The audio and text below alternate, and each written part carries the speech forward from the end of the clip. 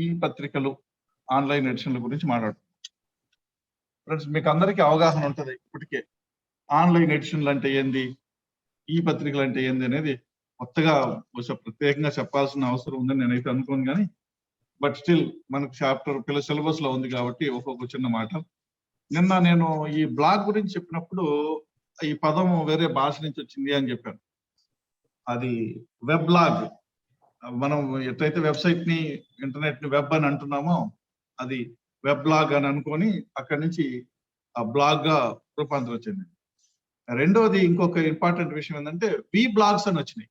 ఇక్కడ బ్లాగ్ అని అంటే ఒక వ్యక్తి లేదా కొందరు వ్యక్తులు, ఇద్దరు ముగ్గురు వ్యక్తులు కానీ వాళ్ళ రోజువారీ అంశాలకు సంబంధించి, వివిధ అంశాలకు సంబంధించి వాళ్ళ భావాలని ఇతరులతోటి పంచుకోవడానికి వాడేది. దాంట్లో కొన్ని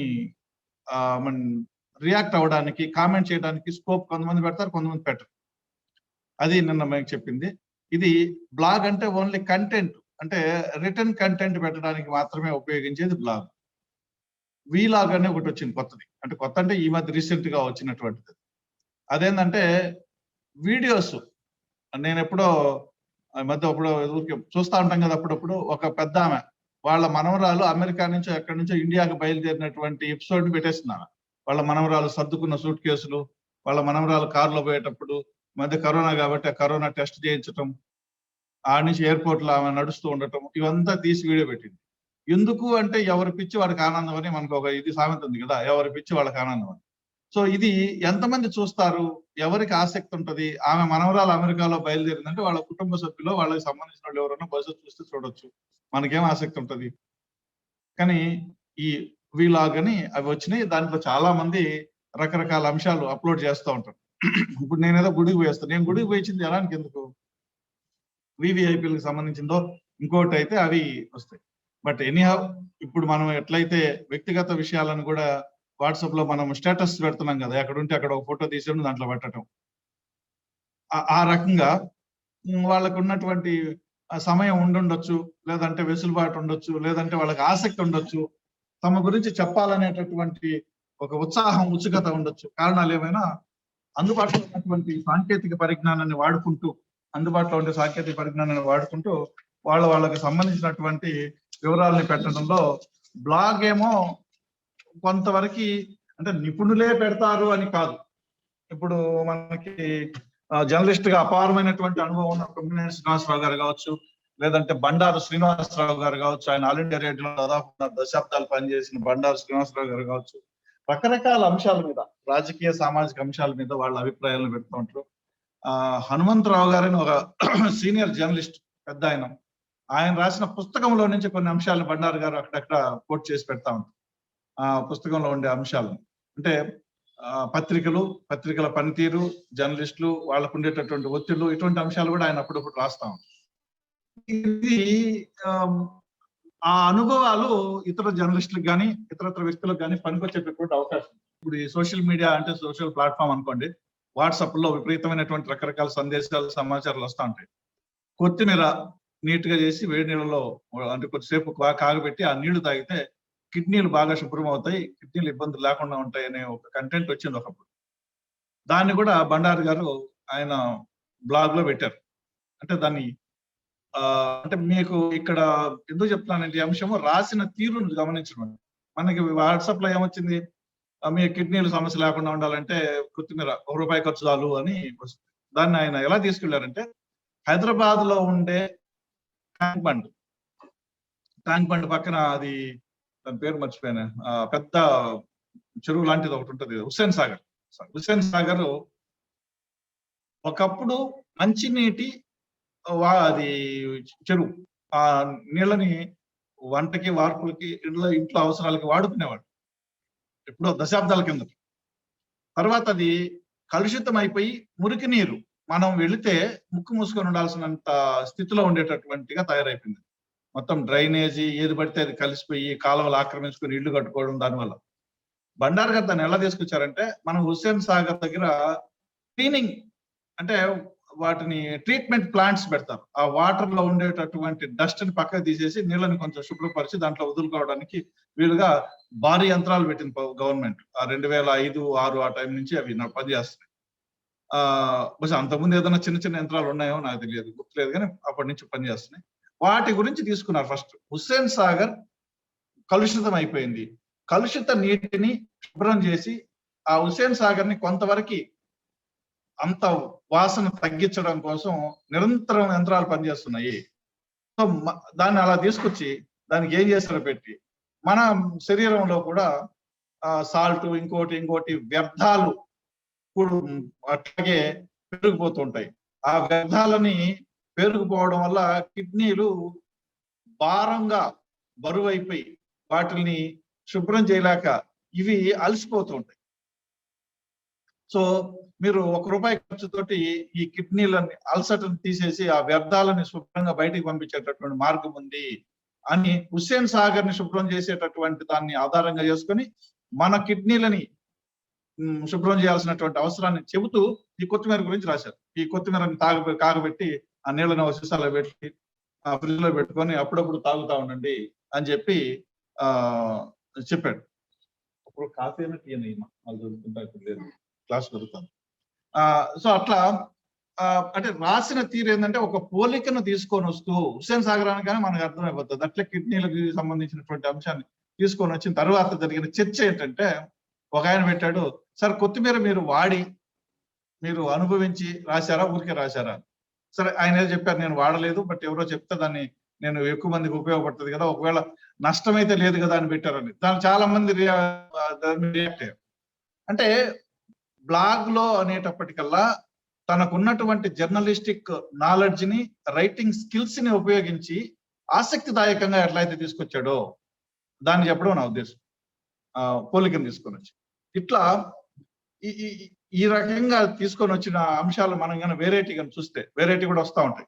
ఒక పత్రికలో పనిచేసిన ఒత్తిళ్లు కానీ, ఇంకా లేకపోతే ఇంకొక ఆయనకు సంబంధించినటువంటి కానీ, తెలంగాణ ఉద్యమానికి సంబంధించి కానీ, లేకపోతే రాష్ట్ర ఆర్థిక పరిస్థితులు కానీ, ఇట్లాంటివన్నీ రాస్తా ఉంటారు వాళ్ళకు ఉన్నటువంటి అనుభవాన్ని చూసి.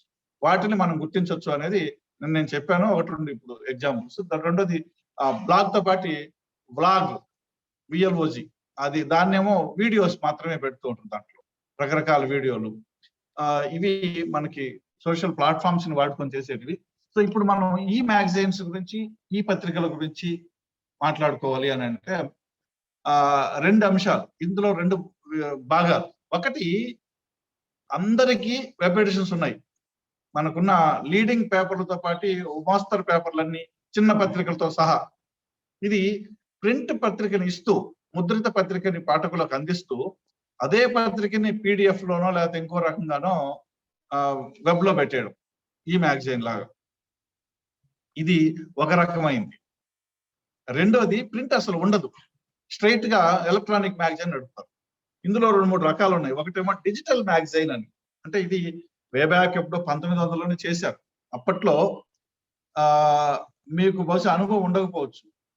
ఫ్లాఫీ అనేవాళ్ళు, అంటే చిన్న సన్నటి ఒక చిన్న ఎలక్ట్రానిక్ ఇది. అంటే తర్వాత సీడీలు వచ్చినాయి. ఇప్పుడు మనకి సీడీ ఉంది కదా, తర్వాత డివిడి.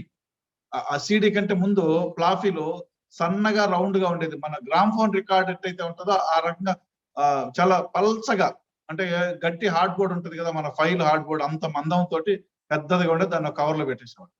ఆ తర్వాత గట్టిగా ఉండేది, హార్డ్ బోర్డ్ లాంటిది గట్టిగా ఉండేది, జోబులో కూడా పెట్టుకోవచ్చు, డ్యామేజ్ కాకుండా ఉండేది. ఈ ఫ్లాఫీ అనేది అయితే మొదట్లో వచ్చిన ఫ్లాఫీ అయితే గట్టిగా ఇట్లంటే విరిగిపోతుంది. తర్వాత వచ్చిన ఫ్లాఫీలు కొంచెం గట్టివి బాగుండేవి, ఎజోలు వేసుకుని తిరగచ్చు. ఆ ఫ్లాఫీలో కాపీ చేసి వాళ్ళకి వీళ్ళకి ఇస్తే వాళ్ళు కంప్యూటర్ బేస్ చూసుకొని దాన్ని చదువుకునేటటువంటిది అది డిజిటల్ మ్యాగజైన్. ఫ్లాఫీలో కావచ్చు, సీడీలో కావచ్చు, ఇంకో రకం కావచ్చు, ఇంకో ఎలక్ట్రానిక్ గాడ్జెట్స్ ను ఉపయోగించుకొని చదువుకునేటటువంటివి. మొదట్లో నెట్ ఆధారంగా కాకుండా తయారు చేసిన మ్యాగజైన్ సాఫ్ట్ కాపీని అందరికీ అందుబాటు చేసేటటువంటి ఒక వ్యవస్థ. అంటే ఇది నమ్మశక్యంగా అనిపించదు ఇప్పుడు మనకి. ఫ్లాఫీలు చేసి ఎంతమందికి ఇస్తారు? కానీ ఫ్రెండ్స్, ఒక్కటి విషయం గుర్తుపెట్టుకోవాలి మనం. మొదట్లో దినపత్రికల విస్తృతి రాకముందు రాత పత్రికలు ఉండేవి, గోడ పత్రికలు ఉండేవి. ఒక బ్లాక్ బోర్డు గ్రామంలోనో నగరంలోనో ఒక కూడలి ప్రాంతంలో పెట్టి రాసేవాళ్ళు. ఎంతమందికి చేరుతుందని కాదు, వాళ్ళకు ఉన్నటువంటి ఆసక్తి, అనురక్తి. అట్లా ఈ ఇంటర్నెట్ ఇంత దూరం ఇంత విస్తృతి రాకముందు ఫ్లాఫీలో తయారు చేసి మ్యాగజైన్స్ ఇవ్వటం అనేది. ఇప్పటికీ యూనివర్సిటీలో ఎక్కడైనా సెమినార్ జరిగినప్పుడు సాఫ్ట్ కాపీలు చేసి ఆమెను పెట్టేసి తలా సీడీ ఇస్తా ఉంటారు. ఇప్పుడంటే సీడీలు డివిడీలు వచ్చాయి.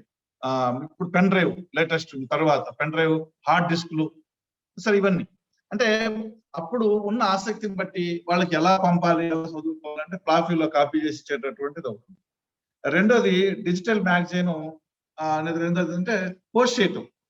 ఎవరో మిత్రుడు మెసేజ్ పెట్టారు ఫ్లాఫీలో చాలా తక్కువ అవుతుందని. అందుకనే కదా దాన్ని అభివృద్ధి చేస్తూ ఆ ఫ్లాఫీనే కెపాసిటీ అంటే దానిలో ఉండేటటువంటి జీబీ కెపాసిటీని పెంచి చిన్న ఫ్లాఫీలు వచ్చినాయి. ఆ తర్వాత డివిడీలు, సిడీలు, డివిడీలు వచ్చినాయి. ఇప్పుడు పెన్ డ్రైవ్లు వచ్చినాయి. పెన్ డ్రైవ్ మనకి 16 GB, 32 GB, 200 GB, ఆ తర్వాత హార్డ్ డిస్క్లు వచ్చినాయి. అంటే ఎలక్ట్రానికల్లీ, టెక్నికల్లీ డెవలప్మెంట్ వచ్చే కొద్దీ, ఆలోచనలు పెరిగే కొద్దీ దాంట్లో ఇంప్రూవ్మెంట్ ఆటోమేటిక్ ఉంటుంది. ఇప్పుడు మనకి ఇప్పుడు ఎవరన్నా కొంచెం హైదరాబాద్ అటువంటి చోట పనిచేసిన వాళ్ళు ఉంటే, ఈవెన్ ఏ స్థాయిలో అయినా సరే 10th క్లాసు, ఇంటర్మీడియట్ రిజల్ట్ వస్తే ఎట్లా ఉండేది అప్పుడు. సో ఆ అనుభవాలన్నీ ఇప్పుడు మీకు పెద్ద ఉపయోగపడవు. కానీ రిజల్ట్ వస్తుంది అని అంటే 2-3 రిపోర్టర్లు అక్కడ ఉండి పరుగులు అవి తీసుకొని ఆఫీసులో ఈవినింగ్ ఎడిషన్ వేసేవాళ్ళు. రిజల్ట్ రాగానే కాంపిటీషన్ అట్లా ఉండేది. ఎవరు ఎంత త్వరగా ఆఫీసుకి చేరుకోవాలనేది ఉండేది. వాళ్ళేమో తలుపులు వేసి ఇచ్చేవాళ్ళు చేతికి. తలుపులు వేసి అంతా చెప్పిన తర్వాత లాస్ట్ లో ఇచ్చి అప్పుడు తలుపులు తీసేవాళ్ళు. మళ్ళీ కొన్ని రోజులైన తర్వాత ఈ కొట్లాటలు, గందరగోళం, మనకు మినిమం కాంపిటీషన్ కదా. జర్నలిస్టులు కంప్లైంట్ చేస్తే ఫ్లాఫీ ఇచ్చిన తర్వాత ముందే ఇచ్చేసేవాళ్ళు పొద్దున్నే. అక్కడ మాత్రం మీటింగ్ పెట్టినప్పుడు, రిలీజ్ అప్పుడు పాస్వర్డ్ చెప్తారు. సో ఆఫీసులకి పాస్వర్డ్ ని మొబైల్స్ లేవు కదా అప్పుడు.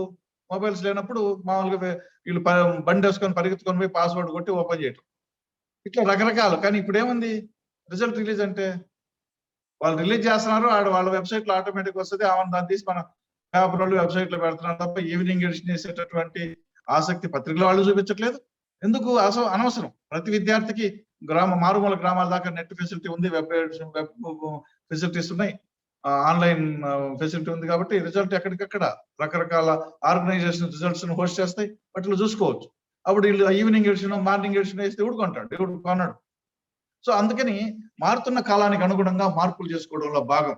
అప్పట్లో ఫ్లాఫీలో పెట్టించేవాళ్ళు. తర్వాత అది తక్కువ, మన దగ్గర ఇంకా తక్కువ. మన దగ్గర ఫ్లాఫీలో పెట్టించినటువంటి సందర్భాలు 1-2 ఉంటాయి తప్ప ఇంకేం ఉండదు. ఏదో ఫ్రెండ్స్ కి ఒకసారి చూడు అని, మ్యాగజైన్ వచ్చింది చూడు, నేను ప్రింటింగ్ వెళ్ళడానికి ముందుగానే ఉన్న ఇచ్చి అట్లాంటి ఉంటాయి. ఇవన్నీ కూడా అప్ కంట్రీస్ లో, అమెరికా లాంటి ఇతర దేశాల్లో ఎక్కువ, మన దగ్గర బాగా తక్కువ. ఎందుకు అనంటే మన వాళ్ళు ఈ ప్రయోగం చేసి ఫ్లాఫీల్లో కాపీలు చేసి ఆ ఫ్లాఫీని పంపడం, వాళ్ళు చదువుకోవటం, ఇంత ఇది ఉండదు, తక్కువ. కాబట్టి మన దగ్గర ఏం చేస్తారంటే మ్యాగజైన్ రెడీ అయినాక ఎవరో ఒకరో ఇద్దరు చూస్తే బెటర్ కదా అన్న ఉద్దేశంతో ప్రూఫ్ రీడింగ్ లాగా చూసుకోవడానికి ఈ రకంగా ఉపయోగపడుతుండొచ్చు తప్పితే ఆ రకంగా నడిచినటువంటి పత్రికలు అయితే మన దగ్గర లేవు, తక్కువ. తర్వాత వెబ్ వచ్చిన తర్వాత ఇప్పుడు హోస్ట్ చేస్తున్నారు. అంటే నేరుగా వెబ్ లో హోస్ట్ చేయటం అనేది ఒక విధానం. దాన్ని మనం ఆన్లైన్ మ్యాగజైన్స్ అంటున్నాం. అంటే డిజిటల్ మ్యాగజైన్ అంటే డిజిటల్లీ ఎలక్ట్రానిక్ గాడ్జెట్స్ ఉపయోగించుకొని చదువుకోగలిగింది.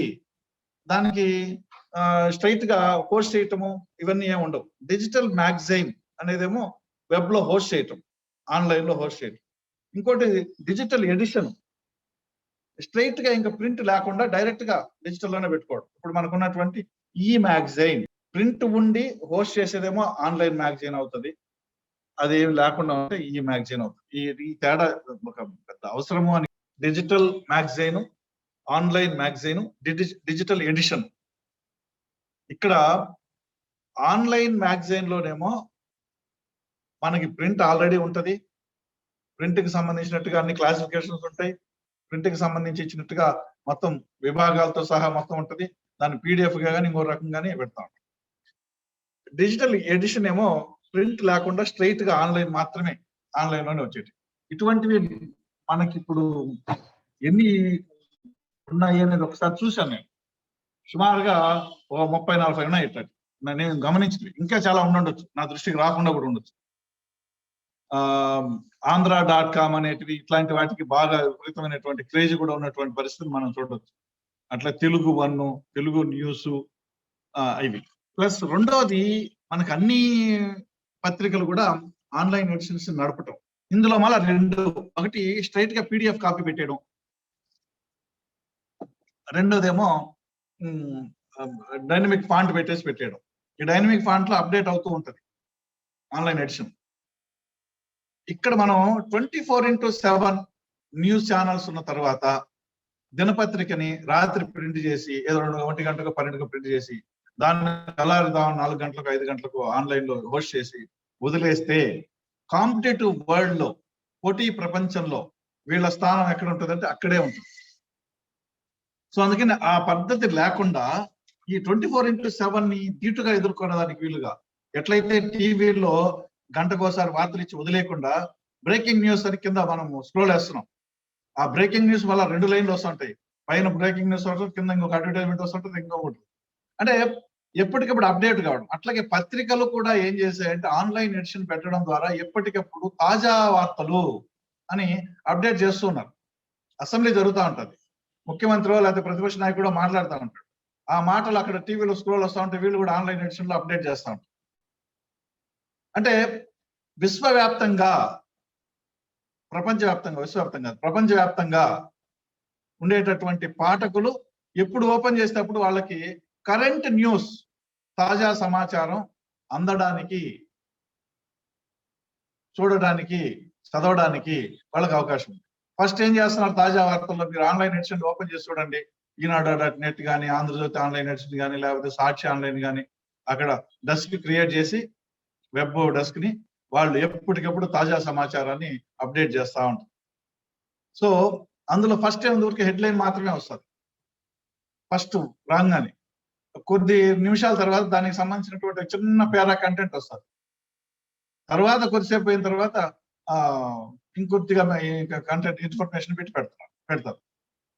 ఏంటి ఇది అని అంటే అడ్వర్టైజ్మెంట్ రెవెన్యూ అనేది ప్రధానమైనటువంటి అంశము. మనం ఒక కోణంలో వార్తల గురించే కాదు ఆలోచించాల్సింది. ఎందుకు ఈ మార్పు, ఆన్లైన్ లో ఎడిషన్ పెట్టాం, మళ్ళా నెక్స్ట్ డే మామూలుగా పాఠకులు ఇచ్చినట్టుగా ఇవ్వచ్చు కదా అని అంటే, అలా ఇవ్వడం ద్వారా మీరు కొత్తగా ఎప్పటికప్పుడు హింట్స్, విజిటర్స్ మన పత్రికను చూసే వాళ్ళని ఎక్కువ సంఖ్యలో పెంచుకునే అవకాశం ఉండదు. సో మైన్యూట్ ఇద్దరు రీడర్స్ అయినా సరే అట్రాక్ట్ చేయాల్సింది.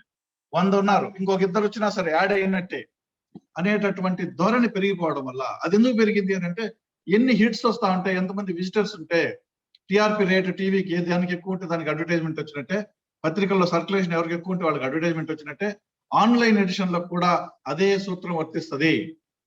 సో ఆ రకంగా ఎప్పటికప్పుడు తాజా సమాచారం కూడా ఇస్తూ ఉంటే ఇంకొంతమంది దాన్ని రీడర్స్, దాన్ని సందర్శించే వాళ్ళు పెరిగే అవకాశం ఉంది. సో ఆ రకంగా అడ్వర్టైజ్మెంట్స్ ని అట్రాక్ట్ చేయొచ్చు. ఈ ఆన్లైన్ ఎడిషన్లకి ఇంకొక అవకాశం గుణం ఉంది. అంటే క్లియర్ కట్ గా అయితే ప్రింట్ ఎడిషన్ లేకుండా ఓన్లీ ఆన్లైన్ లో నడిపితే కొన్ని కోట్ల రూపాయలు ఆదా. ఎందుకు? ప్రింటింగ్ అనే ప్రాసెస్ లో ఉండే మొత్తం ఉద్యోగులను పక్కన పంపించేయచ్చు, మిషనరీ అక్కర్లేదు, దాని మెయింటెనెన్స్ అక్కర్లేదు, కరెంట్ ఛార్జీ అక్కర్లేదు. రెండోది ఎకో ఫ్రెండ్లీ కూడా ఆ లెక్కనంటే మనము ఇవన్నీ వాడి కాగితాన్ని తయారు చేసి మొక్కలు కొట్టేసి కదా, చెట్లు కొట్టి కదా కాగితం తయారు చేస్తాం. సో ఆ రకంగా వాతావరణ సమతుల్యానికి కూడా దెబ్బ తగులుతుంది ప్రింటింగ్ ఉండటము. సో ప్రింట్ లేకుండా ఆన్లైన్ ఎడిషన్ లో నడుపుకుంటే, ఓన్లీ డిజిటల్ నడుపుకుంటే దానికి ఎకో ఫ్రెండ్లీ ప్రింటింగ్ ప్రాసెస్ ఉండదు.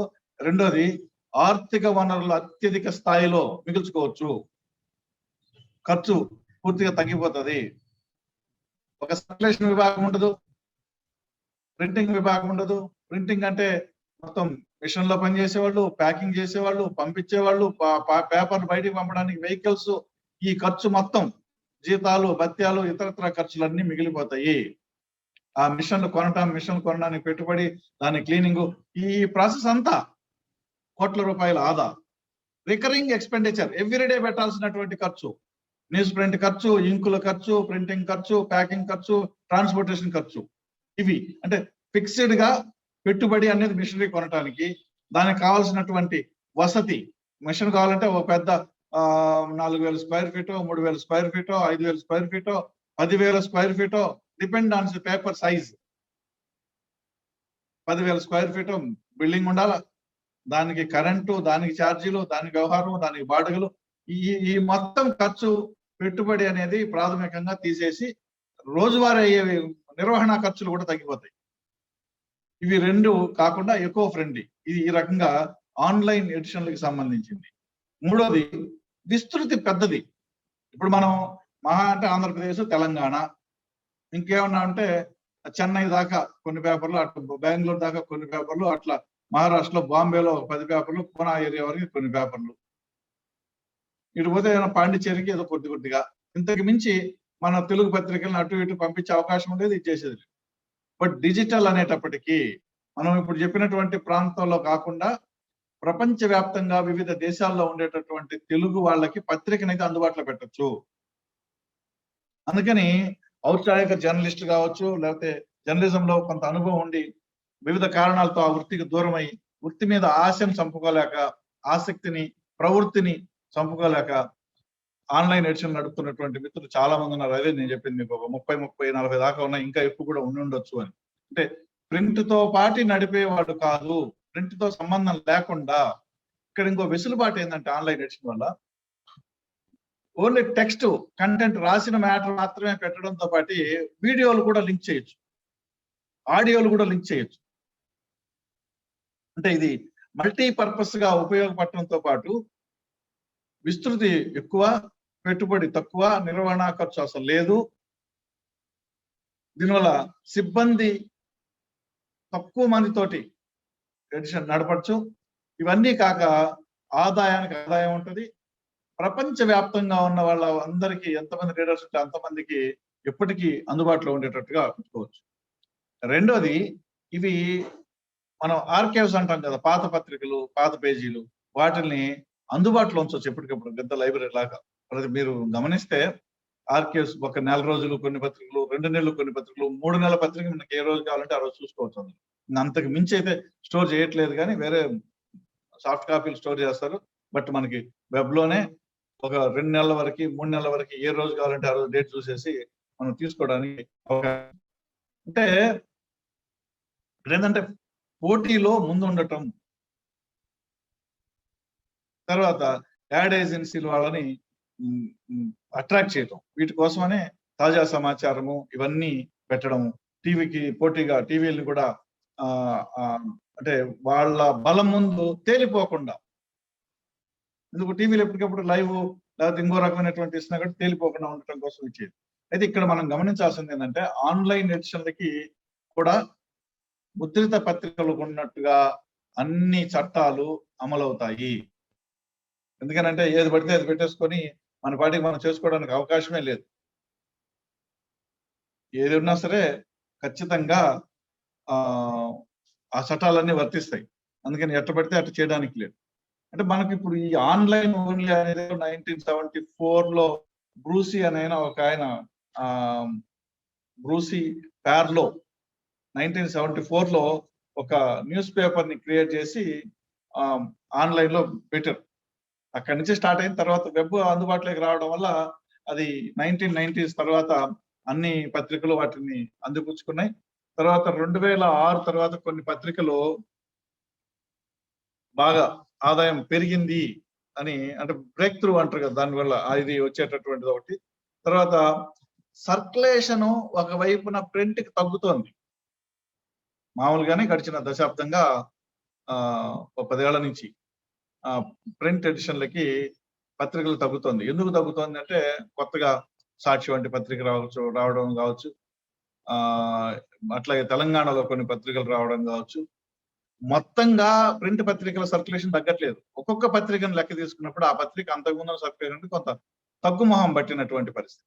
ఈ తగ్గుముఖం పట్టినప్పుడు యూనివర్సల్ గా ప్రపంచవ్యాప్తంగా ఉన్నటువంటి ఫినామినా, ఇప్పుడు కరోనా తర్వాత మన దగ్గర ప్రమాదం, అమెరికా లాంటి ప్రదేశాల్లో పత్రికలు మూత వేసేసారు.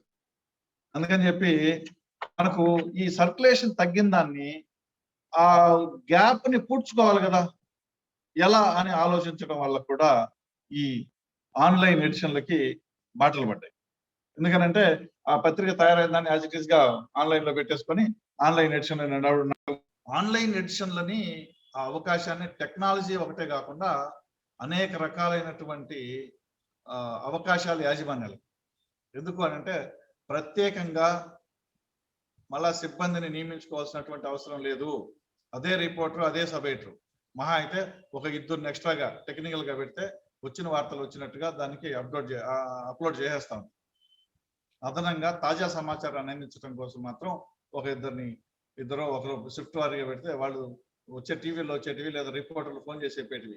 ఎందుకంటే ప్రతి పత్రికకి ప్రింట్, టీవీ, ఆన్లైన్ లీడింగ్ పత్రికలు అన్నిటికీ ఉన్నాయి. వీటిల్లో టీవీకి, ప్రింట్కి ప్రత్యేకమైనటువంటి యంత్రాంగం ఉన్న రెండింటి మధ్య కోఆర్డినేట్ చేసుకోవడం ద్వారా కొంత అదనపు వనరుల్ని, అదనపు సమాచారాన్ని సేకరించుకొని మిగతా వాళ్ళకంటే భిన్నంగా ముందుండటానికి ప్రయత్నాలు చేస్తున్నటువంటి పరిస్థితి అయితే ఆల్రెడీ ఉంది. ఇప్పుడు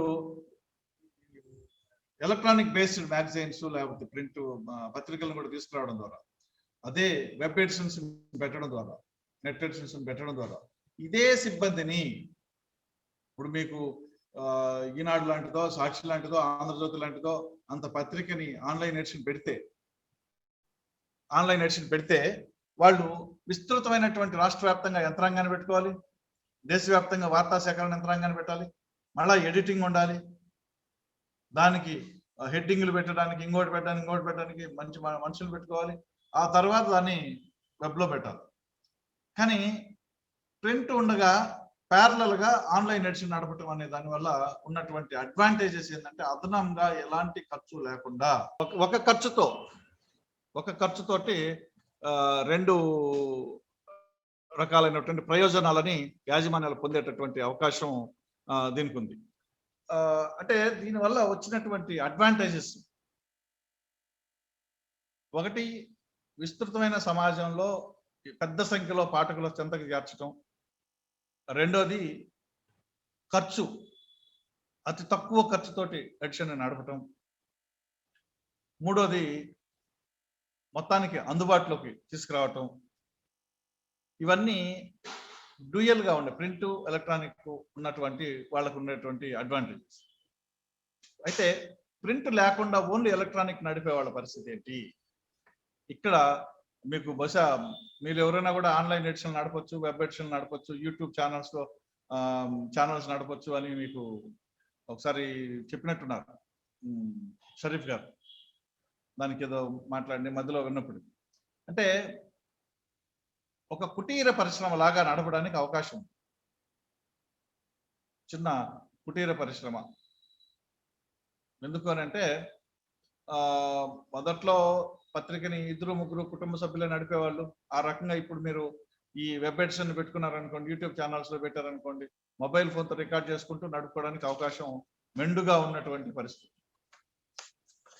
అట్లా ఉపయోగించుకోవడానికి ఇది ఆన్లైన్ ఎడిషన్లని వాడుకోవచ్చు.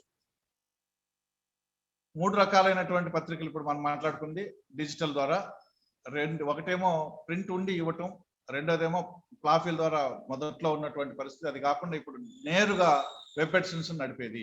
వెబ్ ఎడిషన్స్ నేరుగా నడపడానికి ఎక్కువ మంది ఉత్సాహం చూపిస్తున్నారు. దాని వల్లనే ఓన్లీ ప్రింట్ అంటే టెక్స్ట్ మ్యాటర్ తోటి ఇచ్చేటటువంటివి, టెక్స్ట్ కాకుండా విజువల్స్,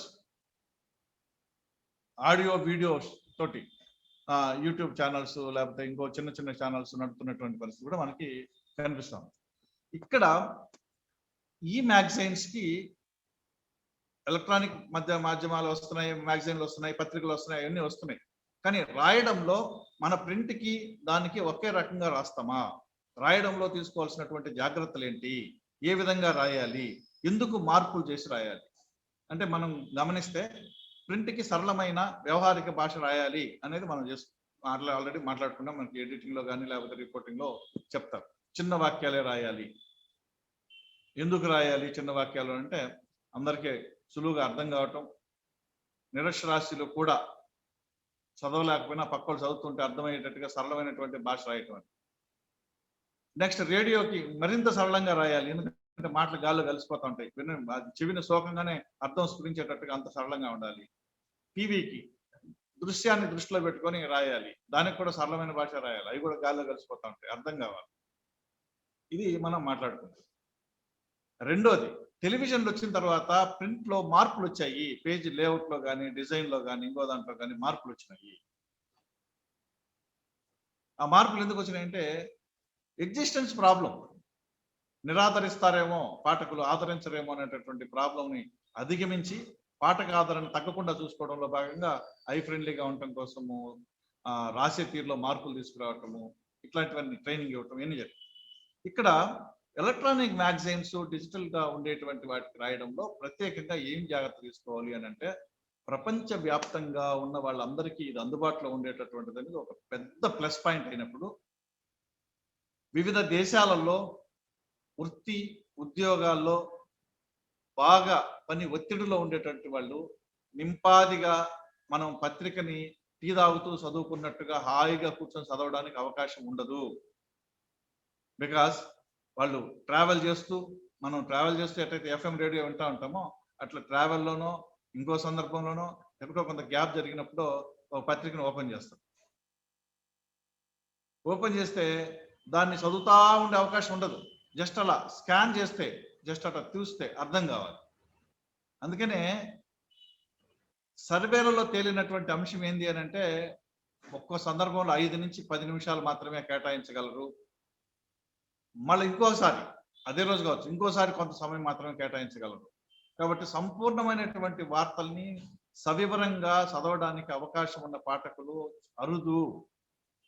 కాబట్టి రాసేటప్పుడు శీర్షిక, తర్వాత దాని కింద వచ్చేటటువంటి బుల్లెట్ పాయింట్స్, లీడు అది చదవగానే వార్త దాదాపుగా వార్తలో ఉండే సారాంశము అవగతమయ్యేంతగా ఉండాలి, క్లుప్తంగా ఉండాలి. మనకి ప్రింట్లోకి ఇంకో దీంట్లోకి లెక్క పెడితే మరింత క్లుప్తంగా, మరింత చిన్నదిగా, మరింత క్రిస్ప్గా, సంక్షిప్తంగా ఆ వార్తని రాయటం అనేది ఈ మ్యాగజైన్స్ కి మనం తీసుకోవాల్సినటువంటి జాగ్రత్త. ఎందుకు అంత సంక్షిప్తంగా అంటే, సమయం కేటాయించి రాసిన వార్తని మొత్తం చాంతాడంతా రాసుకుంటా ఉంటే ఆ మొత్తం చదివేటటువంటి తీరిక, ఓపిక, సమయము వాళ్ళకు అందుబాటులో ఉండదు. ఓపిక ఉండదు ఒకటి, తీరిక అసలు ఉండదు ఒకటి. అట్లాని వాళ్ళు చదివిన కాడికి చదివినారులే అంటే మన మ్యాగజైన్ పక్కన పడేస్తారు, ఇంకోసారి ఓపెన్ చేయరు. అలా తిరగేస్తూ పోతూ ఉంటే, స్కాన్ అయిపోతూ ఉంటే విషయం స్ఫురిస్తా అర్థమయ్యేటట్టుగా, అవగతమయ్యేటట్టుగా అంత సరళంగాను, చిన్నవిగాను, సంక్షిప్తంగా రాసుకుంటూ ఉంటే 10 వార్తలు చదివేవాళ్ళు 15 వార్తలు చదువుతారు. సో మనకి పత్రిక ఆదరణ పెరుగుతుంది. అది లేకుండా మనం పుంకాలుగా టన్నుల కొద్దీ రాస్తా ఉంటే, మీరు ఒకసారి ఫ్రెండ్స్ ఒకసారి గమనించండి, మనం పెద్ద వార్త రాసి ఆ వార్త మొత్తం పేపర్లో రావాలని కాదు, మనం ఎంత క్రిస్ప్ గా రాసినా ఆ వార్త ఎక్కువ మంది రీడర్స్లోకి వెళ్ళాలి అని. మీరు ఇంకొక విషయం కూడా చూడండి, మీ పక్కన మీ కుటుంబ సభ్యుల్ని, మీ ఫ్రెండ్స్ ని అడగండి, పెద్ద సైజులో ఉండే వార్తలు చదివారేమో అడగండి. 7 కాలాలు 8 కాలాలు ఒక ఆర్టికల్ లెవెల్లో వార్తలు రాసేసిన దాన్ని చదివారా అని ఒకసారి అడగండి. చదివితే ఎంత మేరకు చదివారు, మొత్తం చదివారా, మీరు ఒకసారి ప్రజాభిప్రాయం లాగా రీడర్స్ ఒపీనియన్ తీసుకోండి. ఇక్కడే తెలిసిపోతుంది మీకు. మన పత్రికనే మనం పెద్ద నాట్ సో బిజీ అంత లేని మన కుటుంబ సభ్యులు, మన పక్కన ఉన్నటువంటి స్నేహితులు, బంధుమిత్రులే శాంతం పేపర్ని పైనుంచి కిందాక మొత్తం చదవని పరిస్థితుల్లో ఉంటే, చదవలేని పరిస్థితుల్లో ఉంటే, చదవకుండా ఉంటే, ఎక్కడో విదేశాలకు వెళ్ళి ఇంకెక్కడో బిజీగా ఉద్యోగాలు చేసుకుంటూ ఉండేవాళ్ళు ఆ పత్రికలో ఉండేటటువంటి కంటెంట్ మొత్తం చదవడం అనేది అసాధ్యం. సో అందుకని మన పత్రికలో ఇచ్చేటటువంటి వార్తలు ఎక్కువ సంఖ్య వాళ్ళు కనీసం చూడాలి. కాబట్టి సంక్షిప్తంగా ఎక్కువ నంబర్ ఆఫ్ ఐటమ్స్ ఇవ్వడానికి ఈ మ్యాగజైన్స్ కృషి చేయాలి. రాసేటప్పుడు కూడా సూపర్ లీడ్, హెడ్డింగ్ చదవగానే కంటెంట్ అర్థమయ్యేటట్టు ఉండాలి. సో ఈ జాగ్రత్త మనము అటు ఈ పత్రికలైనా సరే, ఆన్లైన్ ఎడిషన్లో కూడా తీసుకోవాలి. మన ప్రింట్లో ఇచ్చినంత సైజులు కాకపోతే పీడిఎఫ్ చేసి యాజ్ ఇట్ ఈస్గా పెట్టేస్తున్నాము. కానీ ఆన్లైన్ ఎడిషన్ నడిపేటప్పుడు ఇందాక మీకు చెప్పాను నేను, తాజా వార్త అంటే హెడ్డింగ్ ఇచ్చేస్తారు, కొంచెంసేపటి తర్వాత కొంచెం కంటెంట్ వెళ్తుంది, ఆ తర్వాత కొంచెంసేపటికి మరి కొంచెం కంటెంట్ వెళ్తూ ఉంటుంది. ఇక్కడ తీసుకోవాల్సినటువంటి జాగ్రత్తలన్నీ గమనించండి ఈ మ్యాగజైన్స్, ఎందుకంటే మీరు కూడా హాయిగా స్టార్ట్ చేసుకునే దాంట్లో అవకాశం ఉంది. క్లుప్తత, సంక్షిప్తత అనేది ప్రధానమైనటువంటి అంశము. భాష బాగా సరళంగా ఉండడం అనేది అవసరము. ఎందుకనంటే విదేశాల్లో చదువుకుంటున్నా, విదేశాల్లో స్థిరపడిన వాళ్ళు కానీ వాళ్ళ వారసులకు కానీ తెలుగు అంత బాగా వచ్చి ఉండే అవకాశం ఉండదు. కొద్దిమంది అమెరికాలో ఉంటూ పత్రికలు నడుపుతున్నారు, తెలుగు పత్రికల్ని. అక్కడ విదేశాల్లో ఉంటూ పత్రికలు నడుపుతున్నారు. మలేషియాలో అప్పడు అని ఉంటాడు ఒక ఆయన, ఎప్పుడో వాళ్ళ ఫోర్ ఫాదర్స్, వాళ్ళ తాతల కాలంలోనో ముత్తాతల కాలంలోనో రాజమండ్రి ప్రాంతంలో ఉండి వెళ్ళిపోయారు, అక్కడ స్థిరపడిపోయారు. ఆయన మన ఇండియాకి వస్తే ఇక్కడి నుంచి మట్టి పట్టుకెళ్తాడు. అక్కడ తెలుగు రేడియోను కూడా నడుపుతున్నారు వాళ్ళు, సో ఈ రకమైనటువంటి పరిస్థితి అక్కడ ఉంటే వాళ్ళలో ఉండేటటువంటి ఆసక్తి తగ్గకుండా ఉండటం కోసం మన వంతు మరింత కృషి చేయాల్సినటువంటి బాధ్యత మన మీద ఉంది. అందుకని మనం ఇచ్చేటటువంటి ఆన్లైన్ ఎడిషన్స్, ఈ మ్యాగజైన్స్ కంటెంట్ ఎట్లా ఉండాలి అంటే అలా చూడగానే ఇలా అర్థమయ్యేటట్టు, సంక్షిప్తంగానే ఉండటం, సరళమైనటువంటి భాషను వాడటం, ఇవి మనం తీసుకోవాల్సినటువంటి జాగ్రత్తలు రెండిట్లో. వీటి వల్ల ఉన్నటువంటి అడ్వాంటేజ్ గురించి మనం మాట్లాడుకున్నాం. సో దీనికి పెట్టుబడి తక్కువ కాబట్టి మన వాళ్ళు ఎవరైనా సరే అటువైపు ఒక సర్వర్ని, కోర్స్ చేసే సర్వర్ని రిజిస్టర్ చేసి కొనుక్కుంటే సరిపోతుంది, ఒక డొమైన్ కొనుక్కొని రాసుకుంటా ఉంటే సరిపోతుంది. కాకపోతే మనకు ఉండేటటువంటి పరిధులు, పరిమితుల్ని దృష్టిలో పెట్టుకొని ఏ లెవెల్లో దాన్ని నడపాలి అనేది మనం గ్రహించుకోవాలి. మీకు 30-40 ఉన్నాయని చెప్పాను కదా, నేను దాంట్లో కొన్ని తీశాను, లిస్ట్ కూడా తీశాను. ఈ greatandrah.com కానీ, సమాచార్.com తెలుగు కానీ, ఆంధ్ర వాచి, ఇవన్నీ ఎడిషన్, ప్రింట్ ఎడిషన్లు లేనిటువంటివి, ప్రింట్ ఎడిషన్లు ఉండేటటువంటివి 2 రకాలైనటువంటి మ్యాగజైన్స్, పత్రికలు దీంట్లో ఉన్నాయి. ఇవి కాక సాహిత్య పత్రికలకు సంబంధించి, సాహిత్య అంశాలకు సంబంధించినటువంటి వెబ్ ఎడిషన్స్ కూడా మనకి తెలుగులో ఉన్నాయి. ఇప్పుడు నేను చెప్పినట్టుగా అమెరికాలో ఉంటూ, నేను సురేష్, కొలచాల సురేష్ అనుకుంటా, కొలచాల సురేష్ US లో ఉంటారు ఆయన, వాళ్ళ వైఫ్ కలిపి ఒక అద్భుతమైన సాహిత్య పత్రిక నడుపుతున్నారు. అక్కడి నుంచి వాళ్ళిద్దరూ అక్కడ ఉద్యోగాలు చేస్తారు, ఉద్యోగాలు చేస్తూ కూడా పత్రిక నడుపుతున్నారు, వేరే ఉద్యోగాలు చేస్తూ, జర్నలిస్టుగా కాదు. ఇక్కడ ఉన్నటువంటి కొంతమంది మిత్రులు సహకారం తీసుకుంటారు, వాళ్ళు కూడా కొంత కృషి చేస్తున్నారు, కొంత టైం దానికోసం కేటాయిస్తూ పత్రికని ఆన్లైన్ ఎడిషన్ నడుపుతున్నారు వాళ్ళు, వీక్లీ. అంటే ఈ రకంగా ఉండేటటువంటి పరిస్థితుల్లో మనకు ఉన్నటువంటి తేడాలను గమనించడంతో మనం ఏ మేరకి దాంట్లో చేసుకోవచ్చు, ఎలా చేయొచ్చు అనేది గ్రహించాలి. కానీ ముఖ్యంగా ప్రధానంగా గుర్తుపెట్టుకోవాల్సినటువంటి అంశాలు రెండే 2: సరళమైన భాష, సంక్షిప్తంగా రాయటం అనేది సర్వేలో తేలిన అంశం. అందుకనే మీకు అంత కేటగిరికల్గా క్లియర్గా చెప్తున్నాను. అంత సమయం వెచ్చించి పత్రికని శాంతం చదివేటటువంటి అవకాశం ఉండదు. కాబట్టి మన ఉద్దేశము మనం ఎట్లా ఉండాలంటే పత్రికని శాంతం చదివించాలి. పత్రికని శాంతం చదవని దానికి మనం ఎడిషన్ ఇవ్వడము, ఎడిషన్ పెట్టుకోవడం వృధా. కాబట్టి ఆ దిశగా ఉండటం కోసం రాయడంలో అత్యంత జాగరూకత వహించాల్సింది అనేది మనం గుర్తుపెట్టుకోవాల్సినటువంటి అంశం.